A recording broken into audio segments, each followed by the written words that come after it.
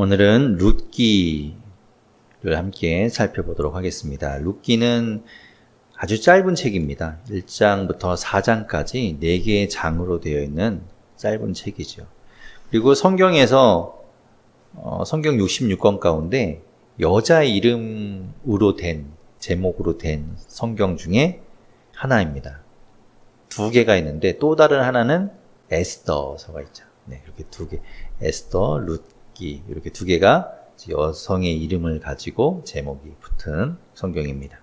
자, 룻기는 짧은 책인데 룻기에는 주제가 있습니다. 룻기는 우리가 흔히 이제 어버이 주일이 되면 이제 룻기를 가지고 그 시어머니를 봉양했던 이야기들을 많이 해왔었죠. 그래서 룻기가 마치 어떤 효부의 상징? 그래서 그런 내용으로 이렇게 이해되기가 쉬운데, 룻기는 사실 그런 내용이 아니죠. 그것은 어떤 일부분에 보이는 것 뿐이고, 실제로 이 룻기의 주제는 이런 겁니다. 사사기에, 우리가 지난 시간까지 보았던 사사기의 그 혼란한 시대, 타락이 극에 달았던 어떤 정치적으로 또 종교적으로 도덕적으로 타락되었던 그 시대 가운데 이방 여인이었던 그 룻, 이제 오늘 등장하게 될 그 룻이 이방신을 버리고 자기가 섬기고 있던 그 이방신을 버리고 하나님을 택하게 되죠.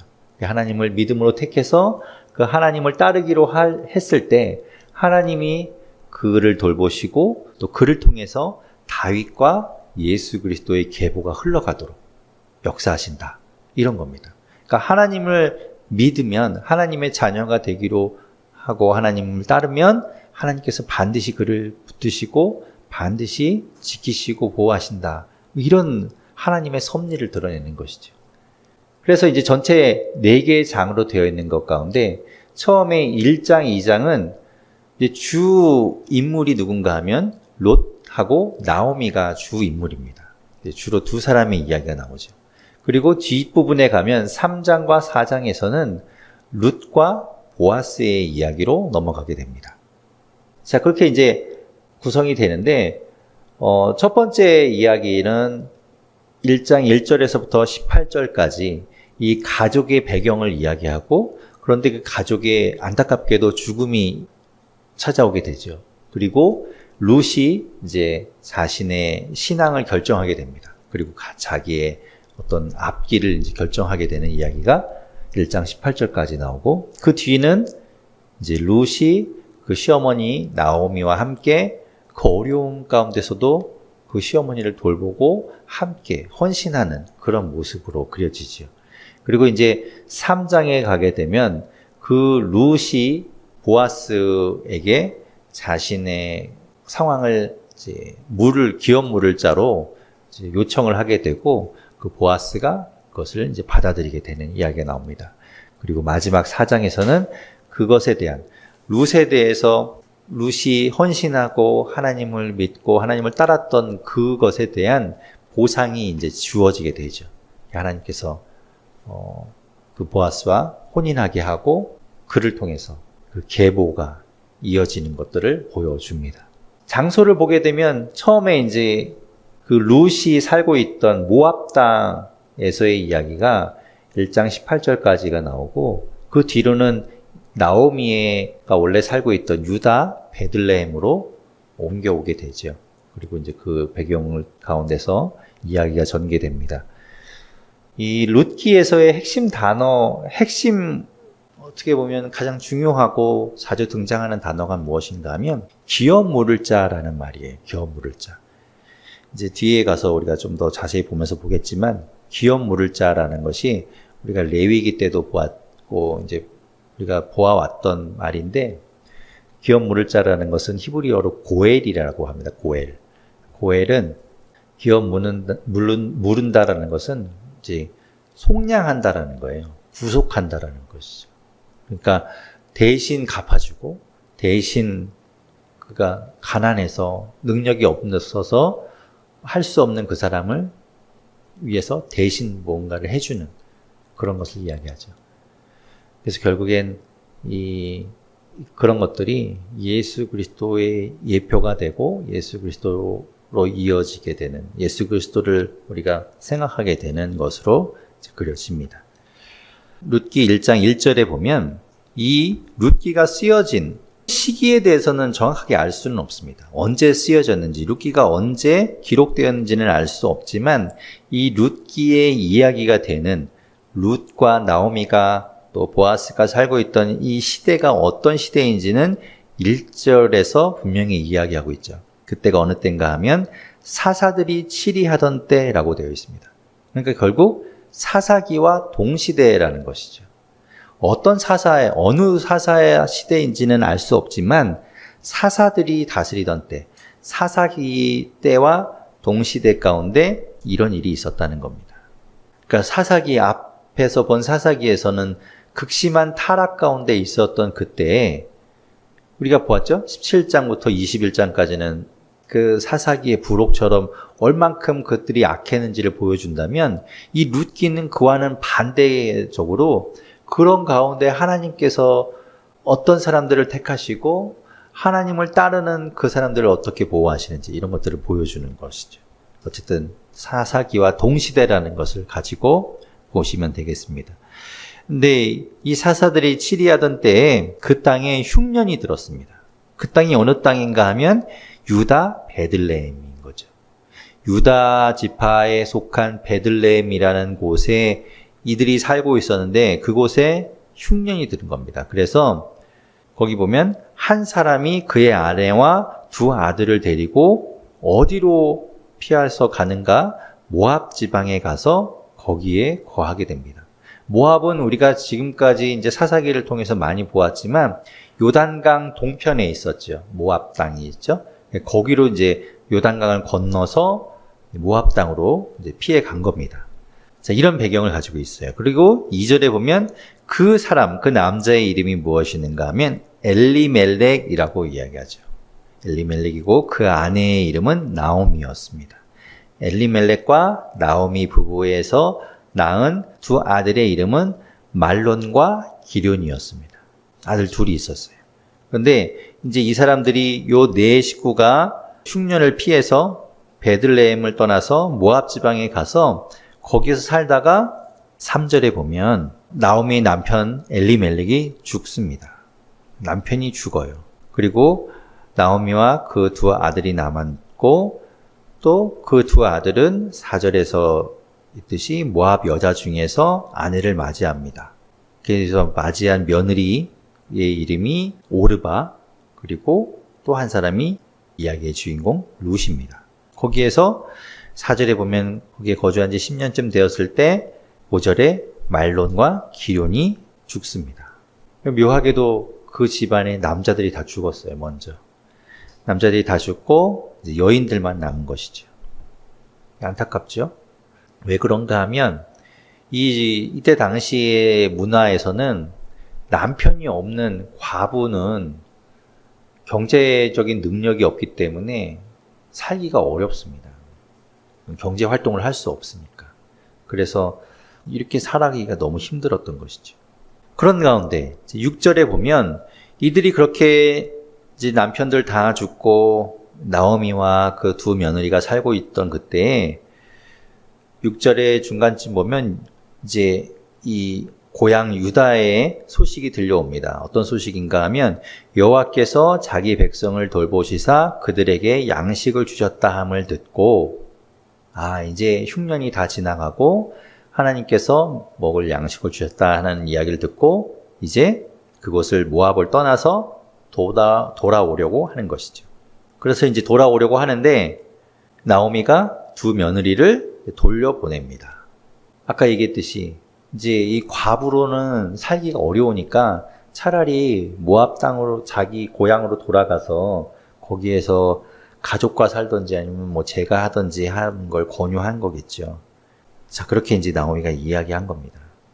11절에 보면 나오미가 이르되 내 딸들아 돌아가라 너희가 어찌 나와 함께 가려느냐 내 태중에 너희의 남편 될 아들들이 아직 있느냐.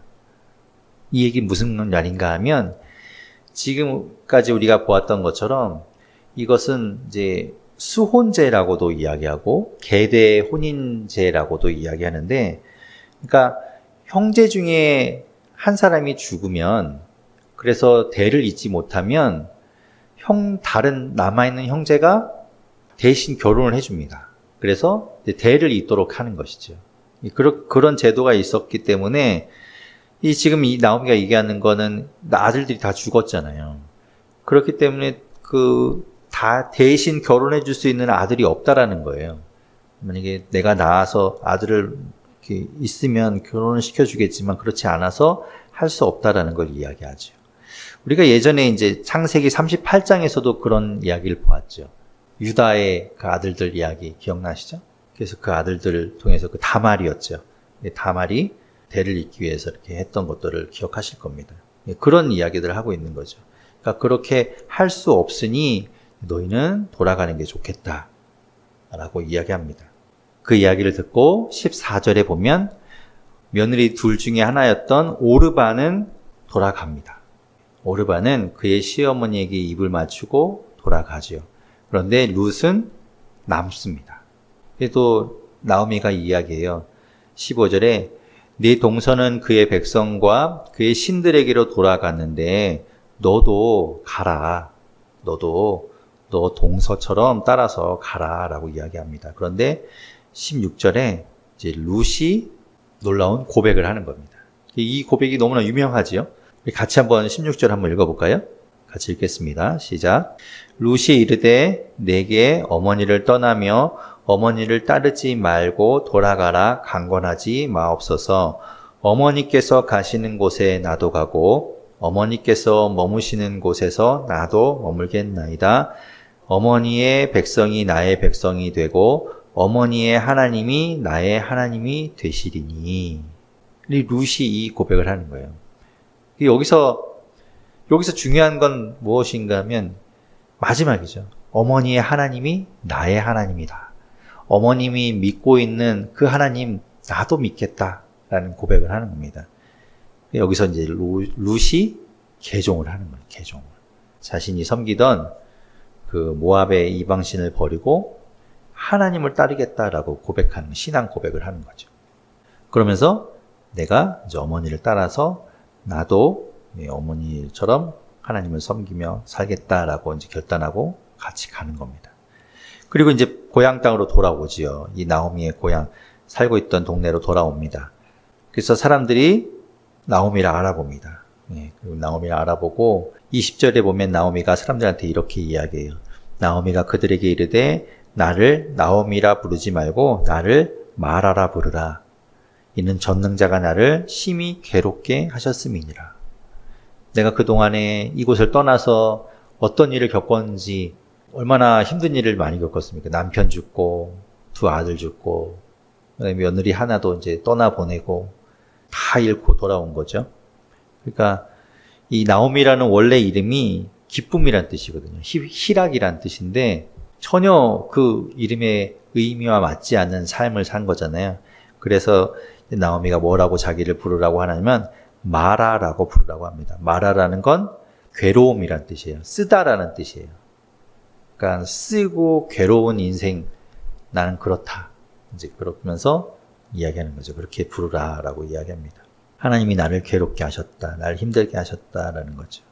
그렇게 이제 나오미와 룻이 유다 베들레헴에 돌아오게 됩니다. 자, 돌아왔는데 둘이서 뭐 할 것이 없잖아요. 어떻게 먹고 살아야 되는가 하면 정말 안타깝게도 주워서 먹고 살아야 되는 거예요. 농사도 못 짓고 경제 활동을 못 하니까 그저 그냥 이렇게 주워 먹고 살아야 됩니다.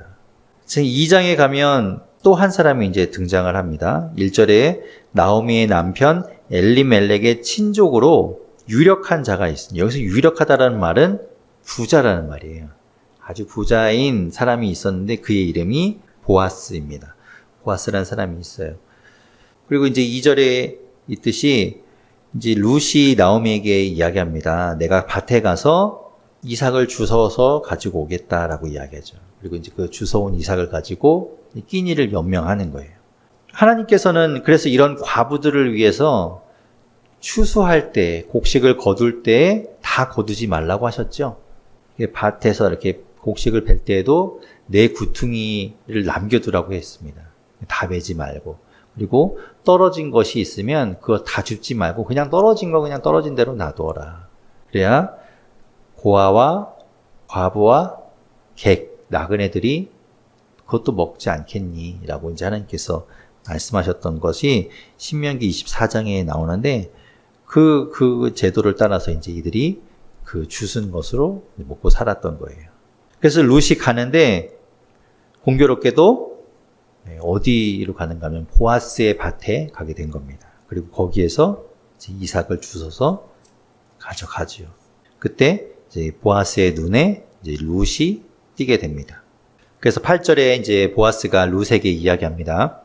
보아스가 룻에게 이르되 내 딸아 들으라 이삭을 주우러 다른 밭으로 가지 말며 여기서 떠나지 말고 나의 소녀들과 함께 있으라. 다른 밭에 갈 필요 없다. 여기서 얼마든지 가져가도 좋다라고 이야기하죠. 이 보아스는 그 처지를 다 알고 있었던 거예요. 그래서 이제 거기에서 가져다 먹습니다. 그런 이야기들이 쭉 2장에 등장을 합니다. 그렇게 해서 이제 연명하고 있었어요. 자, 그런데 이제 그 2장 20절에 보면 이제 이 나오미가 룻이 가서 그 곡식을 얻어오는 곳이 보아스의 밭이라는 걸 알게 되죠. 그리고 이제 나오미가 그래서 며느리에게 이런 이야기를 합니다. 20절에 보면 나오미가 자기 며느리에게 이르되 그가 여호와로부터 복받기를 원하노라. 그가 살아있는 자와 죽은 자에게 은혜 베풀기를 그치지 아니하도다 하고 나오미가 또 그에게 이르되 그 사람은 우리와 가까우니 우리 기업을 물을 자 중에 하나이니라 하니라. 이제 보아스가 기업 물을 자 중에 하나라는 것을 나오미가 아는 거죠. 기업 물을 자라는 것이 어떤 것인가 하면 이제 여기 나오게 되는데 아까 처음에 개관에서 말씀드렸듯이 이제 고엘이라고 하는 히브리 단어입니다. 고엘 제도라고 부르는 제도인데 기업 물을 자라는 것은 대신해서 해주는 거예요. 첫 번째 이 기업 물을 자가 하는 게 뭔가 하면 아까 나오미가 얘기했듯이 수혼제 있죠. 계대 혼인제라고 부르는 그러니까 형제 중에 한 사람이 죽어서 그 형제가 대를 잇지 못하고 죽었을 경우에 그 부인과 결혼을 해주는 겁니다. 이 형제가 결혼해줘서 그 형제와 이렇게 결혼을 해서 낳은 아들을 형제의 이름, 그러니까 죽은 형제의 이름으로 해서 이렇게 대를 잇게 하는 거예요. 그게 이제 수혼제인데 기업 물을 자가 하는 것이 그 일을 하는 겁니다. 그리고 또 두 번째로 어떤 일을 하는가 하면 이제 가난해서 토지를 팔게 되잖아요. 땅을 팔아 이제 먹을 게 없으니까 땅을 팔아요. 땅을 팔면은 땅을 산 사람이 이제 희년이 되면 그 밭을 돌려줘야 됩니다. 50년마다 한 번씩 돌아오는 희년에 그 밭을 돌려주는데 그때에 기업 물을 자가 돈을 치르고 그 밭을 찾아오는 거죠. 그 바나나를 받아오게 되는 겁니다. 그리고 또 그렇지도 않고 또 종으로 팔렸을 경우도 있어요. 아예 이제 아무것도 없이 다 거덜이 나서 종으로 들어가게 되는 경우도 있죠. 그럴 때 이 기업 물을 자가 값을 치르고 종에서부터 속량시켜 주는 겁니다. 그리고 네 번째로는 또 이런 경우도 있어요. 억울한 죽음을 당해요. 그러니까 억울한 죽음을 당한 사람의 그 억울함을 기업 물을 자가 복수해 주는 겁니다. 그 원한을 갚아주는 거예요. 억울한 죽음을 풀어주는 겁니다.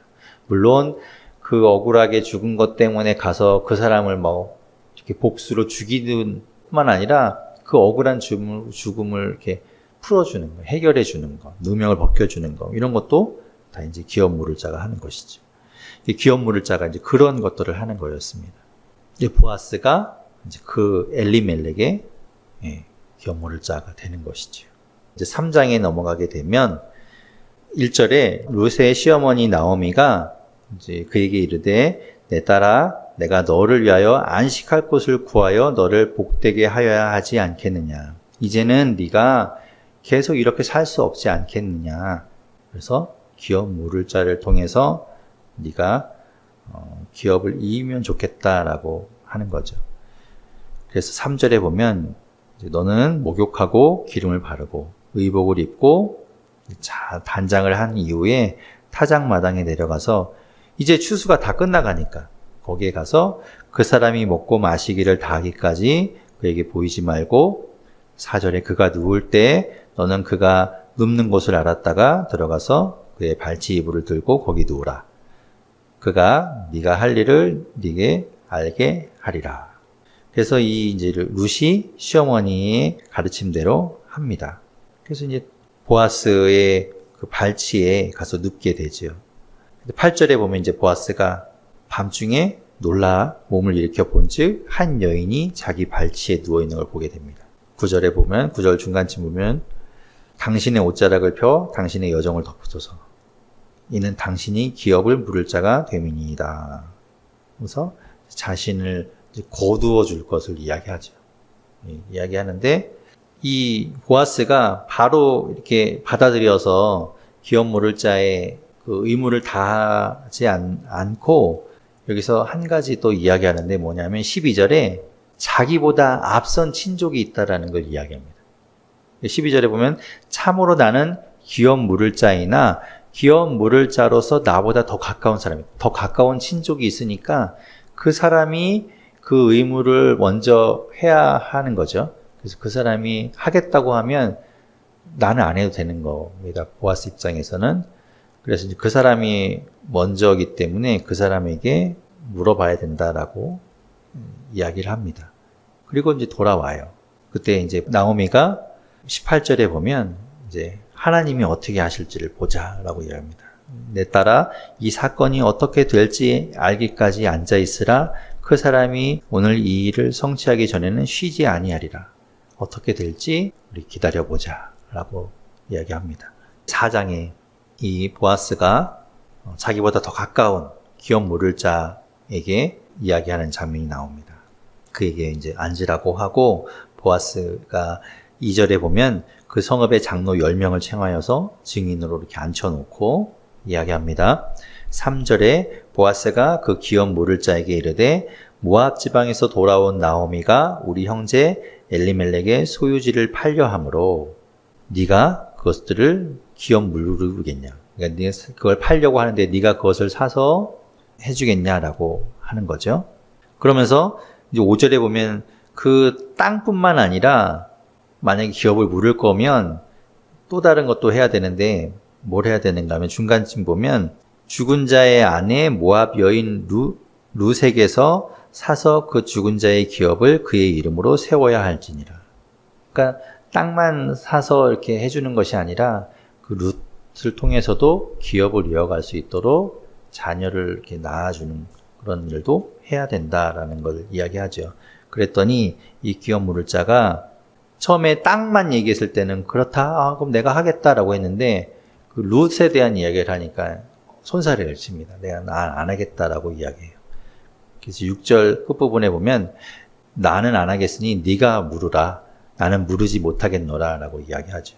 자, 그러면서 이제 7절에 그러면 이제 자신의 그 기업 물을 그 의무 그리고 그것들을 완전히 포기한다는 뜻으로 이제 신을 줍니다. 이것은 이제 이 근동에 있던 그 전래되어 오던 것인데 7절에 이제 이렇게 이야기하죠. 옛적 이스라엘 중에는 모든 것을 무르거나 교환한 일을 확정하기 위하여 사람이 그의 신을 벗어 그의 이웃에게 주더니 이것이 이스라엘 중에 증명하는 전례가 된지라. 그래서 이 먼저 우선권이 있는 이 기업 물을 자가 자기의 권리를 포기하고 보아스에게 그것을 넘겨준다는 의미로 자기의 신을 벗어서 주게 됩니다.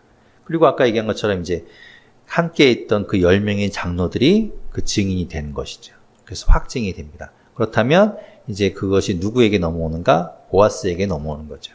그래서 이제 보아스가 기업 물기로 하는 겁니다.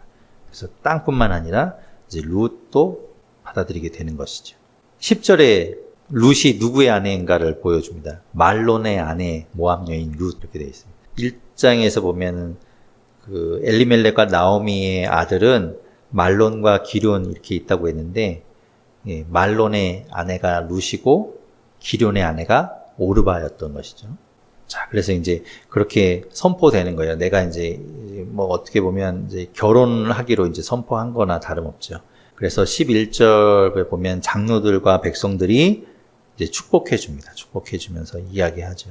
우리가 증인이 되나니 여호와께서 내 집에 들어가는 여인으로 이스라엘의 집을 세운 라헬과 레아 두 사람과 같게 하시고 네가 에브라데에서 유력하고 베들레헴에서 유명하게 되기를 원하며 12절에 보면 다말과 유다에게 또 나오죠. 네 집이 다말이 유다에게 낳아준 베레스의 집과 같게 하시기를 원하노라. 그런 축복을 해주는 겁니다. 그래서 이제 보아스와 룻이 결혼을 하게 됩니다. 이게 성경에는 나오지 않지만 아마도 이 보아스가 룻보다는 상당히 나이가 많았을 거예요. 이 보아스가 어떻게 보면 20살 이상 차이가 났을 거라고 보고 있는데 어쨌든 그렇게 이제 결혼을 하게 되죠. 그리고 이 룻이 이제 아이를 낳게 됩니다. 아들을 낳게 되죠. 그러면서 이제 사람들이 나오미한테 이야기합니다. 14절에 보면 여인들이 나오미에게 이르되 찬송할지로다 여호와께서 오늘 내게 기업 물을 자가 없게 하지 아니하셨도다. 이 아이의 이름이 이스라엘 중에 유명하게 되기를 원하노라.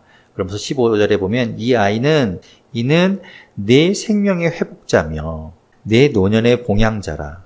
곧 너를 사랑하며 7 아들보다 귀한 내 며느리가 낳은 자로다. 정말 많은 축복을 해주죠.